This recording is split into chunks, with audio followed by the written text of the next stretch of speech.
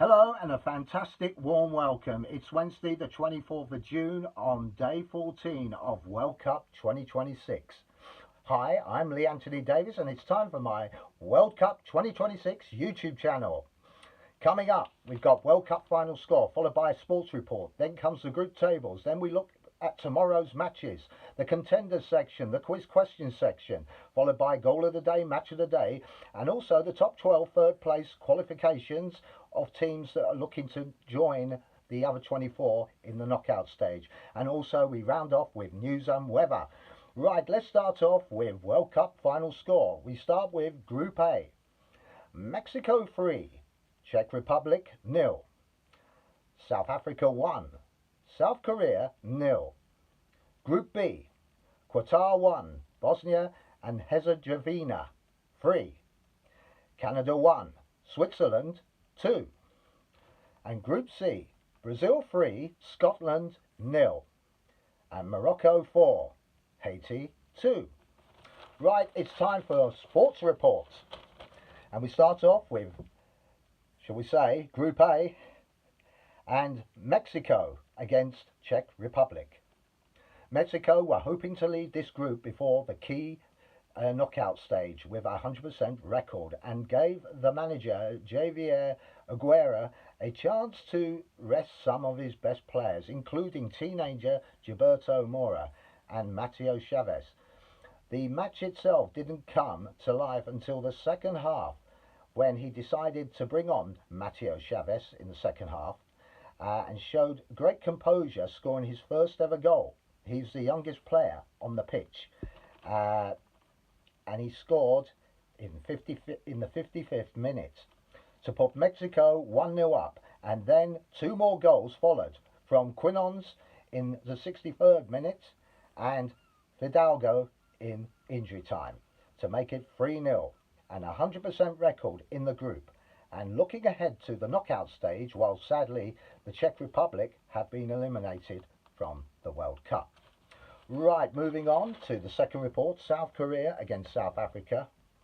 Right, this is the other game in Group A, and South Africa and South Korea were looking for a vital match for both teams, who could see one of them joining Mexico in the knockout stage and the other sadly qualifying through the third place off.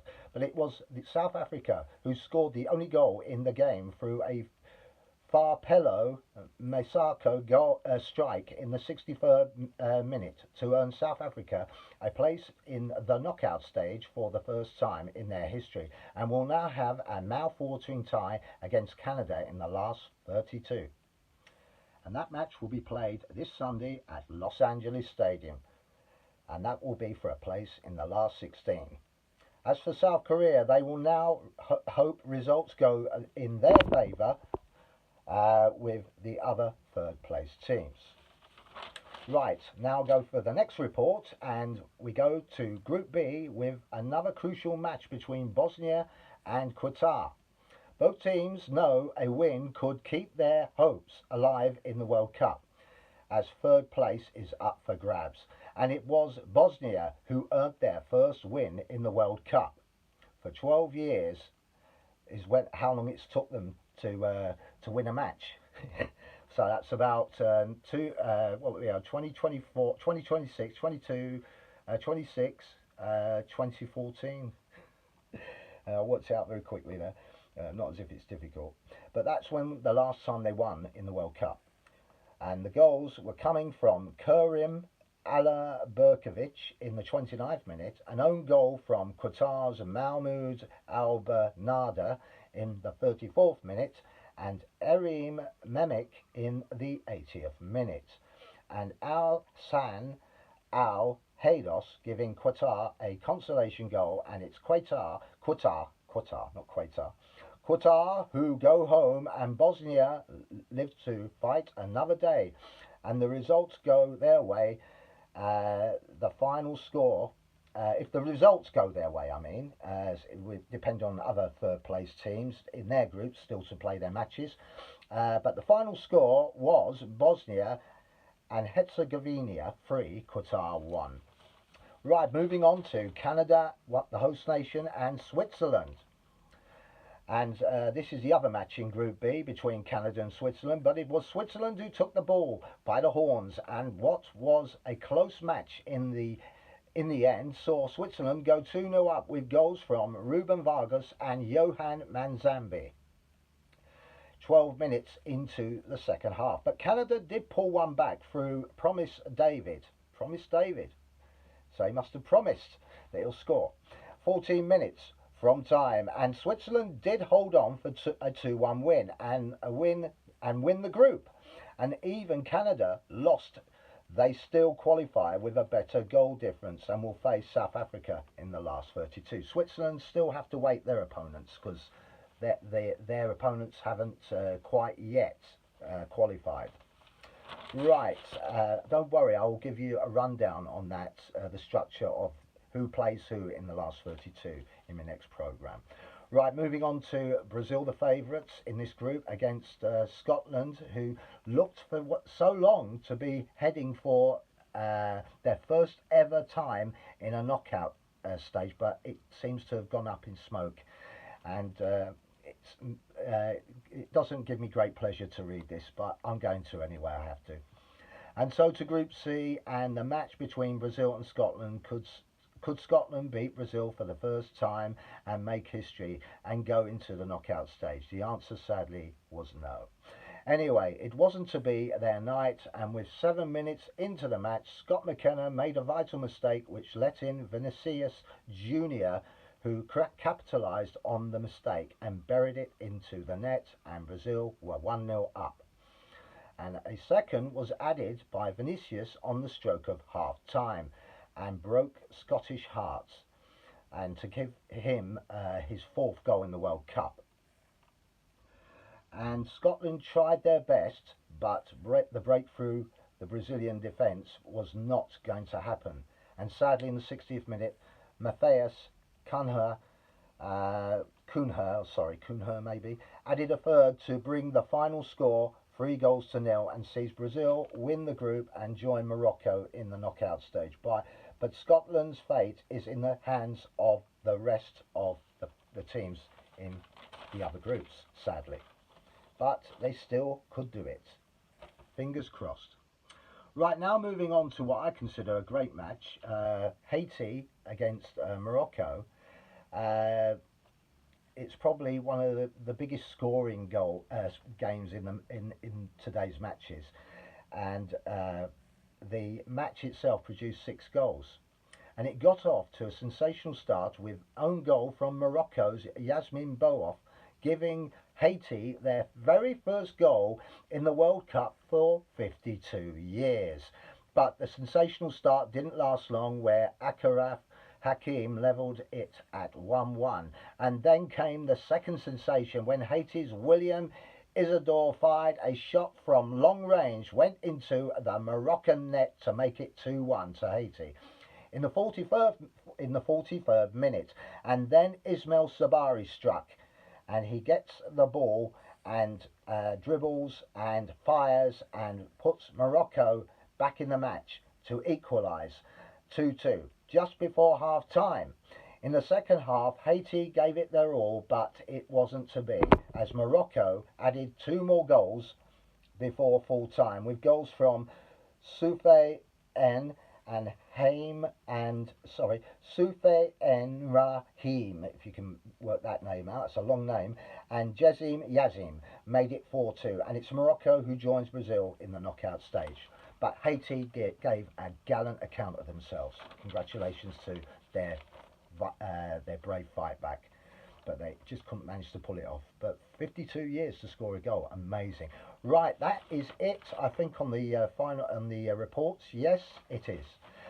We move on to the group tables, and we start with Group A, and Mexico win the group as champions, and South Africa join them in the knockout stage, where South Korea will have to go through the third place off matches. The best top 8 will qualify.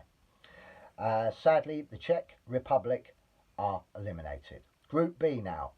Switzerland go out as champions of Group B, with Canada runners-up.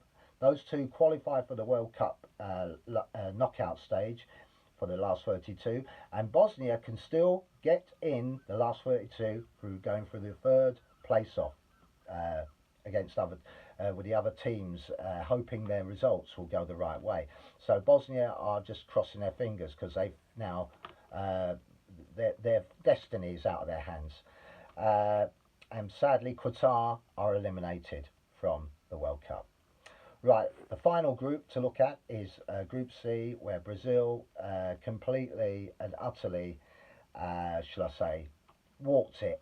They really didn't have they only had a struggle in the first game with Morocco, but they showed their class in the end, and they topped the group as champions of Group C with 7 points.